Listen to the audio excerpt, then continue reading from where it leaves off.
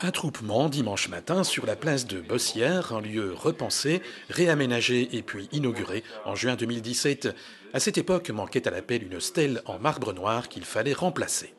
Oui, elle avait été retirée et dans le retrait, elle s'est brisée. Et donc c'était l'occasion de réfléchir à une nouvelle stèle. L'ancienne d'ailleurs, c'était aussi du marbre de Golzine, mais non poli et sans texte particulier.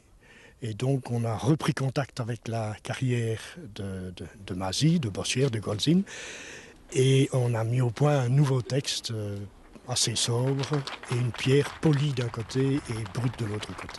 La stèle inaugurée dimanche, c'est aussi l'aboutissement d'un travail de mémoire sur la Première Guerre mondiale.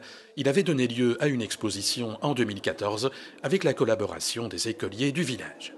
On a restauré avec l'aide de la région wallonne et de la commune de Gembloux plusieurs stèles.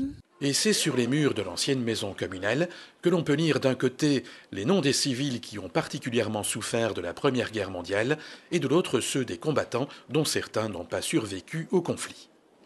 Corbu Constant, Moise Achille, Matthäus Basile et Gellens Ernest, morts pour la patrie. Mais revenons sur la stèle inaugurée dimanche. Sa réalisation a été confiée à la vénérable société de Merbeus-Primont, fondée au XVIIIe siècle.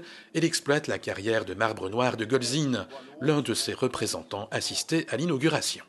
Cette pierre de Golzine, elle est unique en son genre. Elle a un noir extrêmement profond, un grain extrêmement fin, elle prend un poli magnifique. Et la chose étonnante, en fait, c'est que malgré qu'elle est noire, cette pierre a une profondeur.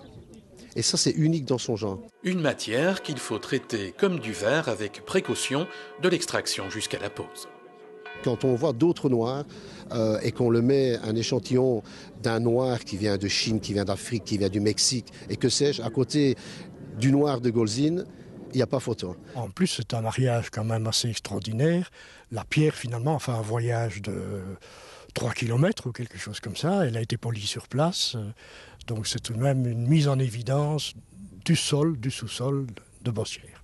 Une belle histoire donc qui annie au devoir de mémoire le souci de mettre en valeur un patrimoine local de renommée mondiale.